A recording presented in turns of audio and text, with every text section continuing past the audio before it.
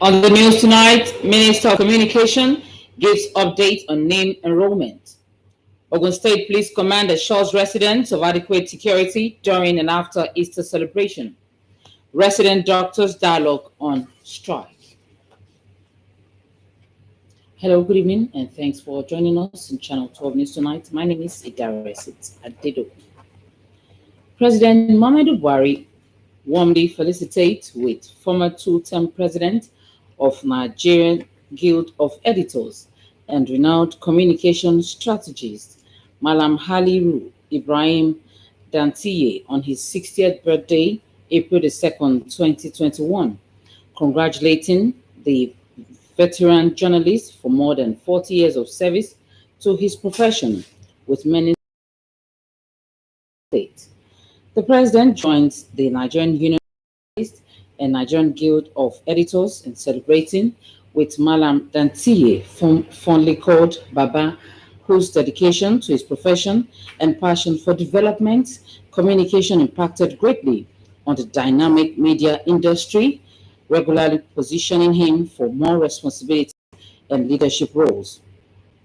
President Buhari notes the journalist's versatility as a member of National Institute of Policy and Strategic Studies, Secretary of Kano State Steering Committee on Ease of Doing Business, Chairman Technical Committee on Kano State Nigerian Erosion and Watershed Management Projects, and serving as Director General, Media and Communication to execute Governor of Kano State, Dr. Abdullahi Umar Ganduje, and his predecessor, Senator Rabiu Musa.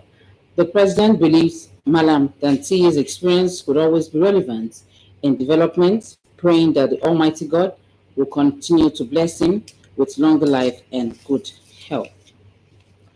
And moving on, more than 51 million Nigerians have so far been enrolled for the mandatory national identification number by the National Identity Management Commission. The Minister of Communication and Digital Economy, Dr. Isa Ali Ibrahim, stated this while giving updates on the enrollment exercise. State House correspondent Adamu Sambo has the details. Today we live in a country where our population is being estimated by saying plus minus 10 million. Are you happy with this?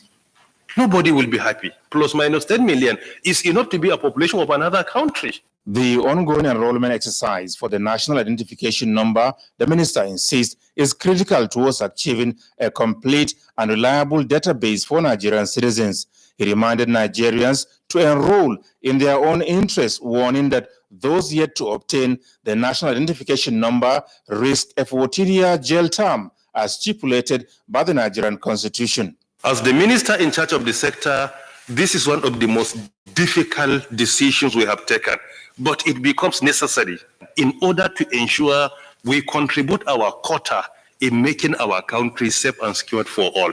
The minister said for citizens to conduct certain activities or enjoy government services, including obtaining voters' cards and opening a bank account in the country without the national identification number, is an offense. Mr. President has appointed me to ensure laws and policies of government are implemented. With all sense of humility and responsibility, we want to ensure our laws are respected, and we will go to any extent to convince our citizens to respect the law, and we will do our best to enforce the law in collaboration with other stakeholders and security agencies. He said no country will be successful in education, health, budget, or national planning without a database of its citizens in place. The Director General of the National Identity Management Commission, Aliyu Abdulaziz Abubakar, reacts to alleged widespread extortion of enrollees by the registration officials and touts. NIM is free, and it is free for all citizens, therefore that nobody should pay any person. So, and you know it is a crime from the giver and also the taker. All our staff that are found wanting, we discipline them, but we are not in charge of what happens outside the centers. If there are touts, the security agencies are also working on that, and they have been catching a lot of people. So my advice is for people to resist, because enrollment is free. And even the private sector people that have been engaged now, it's government that is going to pay them for the activities that they do. The Ministry of Communications and Digital Economy expressed the belief that at the end of the registration exercise, each and every SIM in Nigeria will be attached to its rightful owner. From the State House, Adam Musambo, NTA News. And moving on, Nigeria's digital revolution has contributed significantly to the nation's exit from economic recession faster than anticipated. The Minister of Communication and Digital Economy, Dr. Isa Ali Ibrahim, stated this while briefing newsmen on the activities of his ministry since coming to office. This was at the 6th State House briefing organized by the Presidential Communication Team, from where Adamu Sambo reports. Part of the responsibility given to us by Mr. President was to develop the national digital economy policy and strategy for a digital Nigeria. That has been accomplished, and 8 critical pillars unveiled, thereby unleashing the nation's digital potential. The Minister of Communications and Digital Economy, Dr. Isa Ali Ibrahim Pantami, described the journey so far as enriching and impactful on Nigeria's economy. He said apart from regulating the sector for developmental purposes, more than a record 10% broadband penetration has been achieved within 1 year. Many experts predicted that we will exit recession at the end of 2021, but at the end of 2020, we exited recession. Why? With all sense of humility, it significantly depends on the success of the digital economy sector. ICT sector grew by 14.70%, followed by another sector which grew by 3.41%. ICT sector is more than 4 times the performance of the second most performing sector. In the entire year, between January to December 2020, ICT sector grew by 12.90%, followed by another sector which grew by 3%, meaning ICT sector performed more than 3 times the performance of the second most performing sector of our economy. And by implication, ICT sector complemented the negative performance of other sector, and this played a significant role in pulling out our country from recession. The minister takes pride in the various reform initiatives by his ministry, thereby making digital economy all-inclusive and indispensable for sustainable future of Nigeria. We must produce what we eat, and we must eat what we produce. Before the end of our administration, we want to ensure that whatever we have the capacity to develop locally, there is no any room for importation. This is an avenue for us to create many jobs for our citizens. It is an effort of government to ensure that as long as our citizens have the capacity to do, the priority and preference must be given to them. In the last 1.5 years, he said more than a dozen policies have been developed and being implemented with significant impact on other critical sectors of the economy. Minister, you deserve a congratulations by Nigerians. Your team has done so well, so much, moving this sector to become a very strong pillar of the nation's economy at a time when virtually every sector has been hit and brought down by the corona epidemic. You have grown by 14.70. This is first class, and I'm not sure this is beaten by any other country. Chief executive officers of the various departments and agencies under the Ministry of Communications and Digital Economy were present at the briefing. From the State House, Adamu Sambo, NTA News. In another development, the Nigerian Association of Resident Doctors have put on hold the planned strike pending consultation with its Congress on agreements reached by the association and representatives of the federal government. This is coming after several hours of dialogue between the two parties. Charles Alfa reports. being signed is the Memorandum of Understanding and Action Plan for Implementation of Agreement reached between representatives of the Nigerian Association of Resident Doctors and the federal government on 5 key areas of demands: non-payment and non-recruitment of house officers, abolishment of bench fees, non-payment of national minimum wage, and hazard allowance were some of the contending issues. The Minister of Labour and Employment, Chris Ngige, while briefing newsmen on the resolutions reached, said the body has been told to prepare a list of members being owed the new minimum wage with the view of being paid by IPPIS. On the abolishment of bench fees and hazard allowance, non-recruitment of house officers, the minister said the issues are being reviewed and necessary action taken by the federal government. In lower parlance, what we have done here today is that we have arrested their disputes and we're addressing them.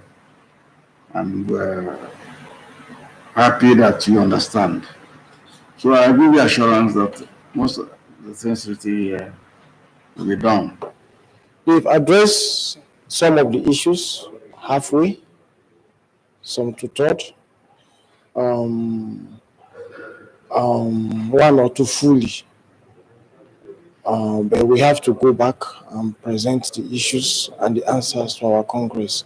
The Nigerian Association of Resident Doctors had issued notice of an indefinite strike scheduled to commence this Thursday.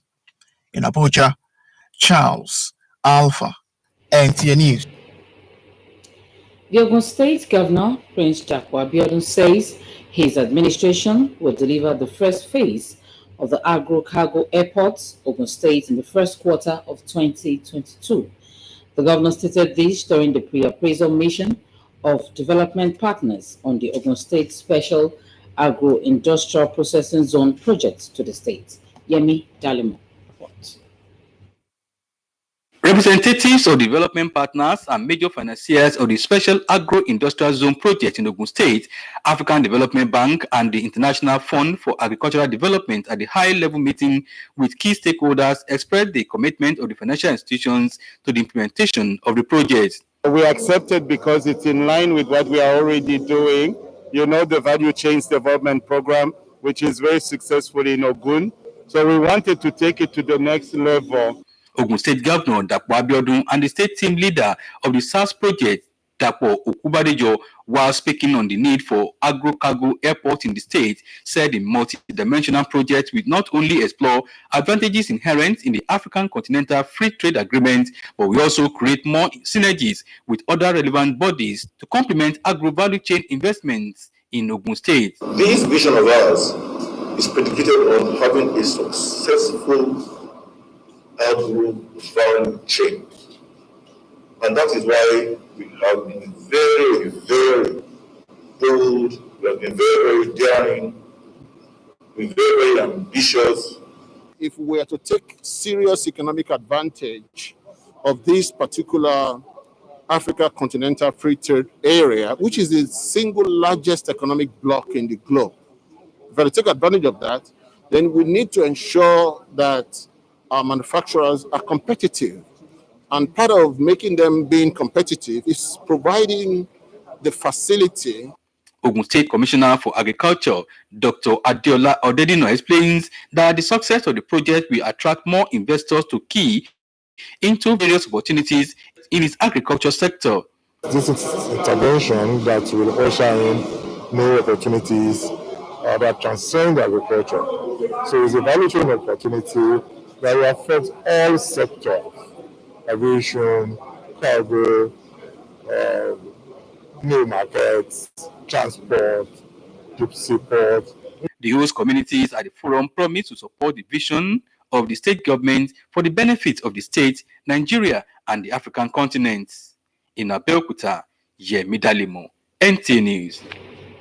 And moving on to judicial matters, the Court of Appeal in Abuja has discharged Raymond Dopesi and his firm, Dar Investments and Holding Company Limited, of charges of money laundering and breach of Procurement Act in the disbursement of the 2.1 billion meant for arms purchase, while Colonel Sambo Dasuki was the National security advisor in 2014.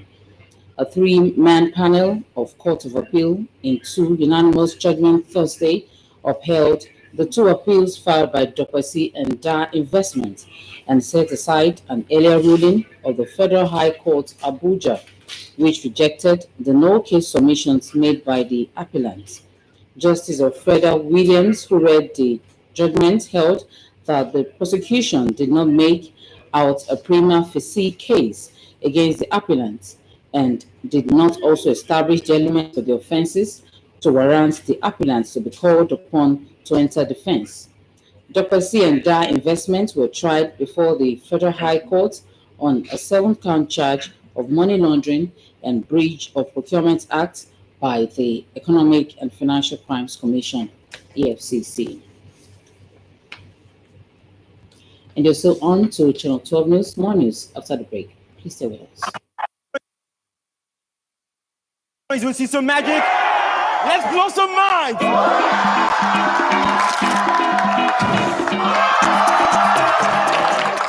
Now, as you can all see, these cards have different numbers written on them. Can you all see? Yeah! You, sir, please. I want to pick any card. Oh my goodness. You, my princess, you have my heart already. Just pick any card. Now, I want to show cards to the audience and don't let me see them. So I want to place the card in your pocket. So what if I told you all these cards are the same?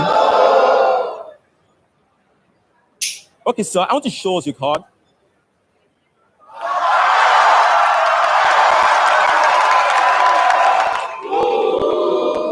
Just wait a second. I want to check into your beautiful shoe. As you can all see, all the numbers are 777.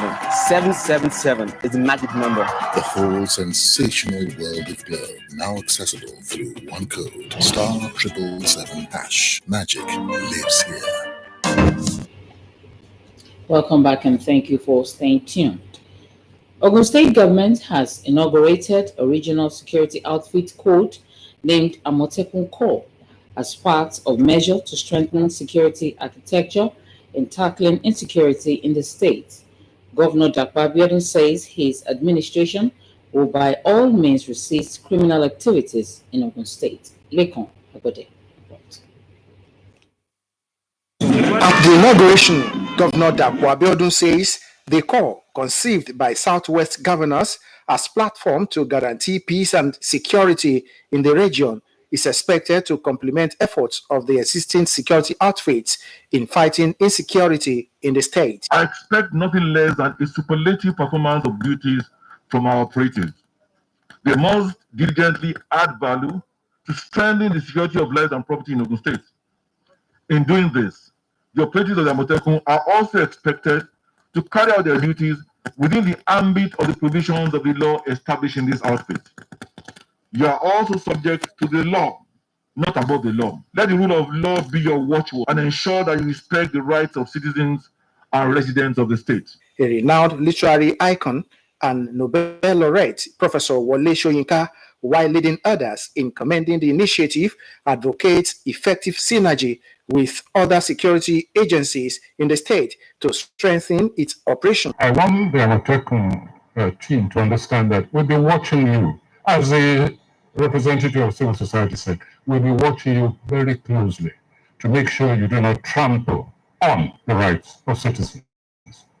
You've been created to assist them, to protect them, to be part of them, to live inside them, to gather information. When you look at the statistics of crimes committed in Nigeria, Ogun State comes very far down. We are one of the safest states in Nigeria.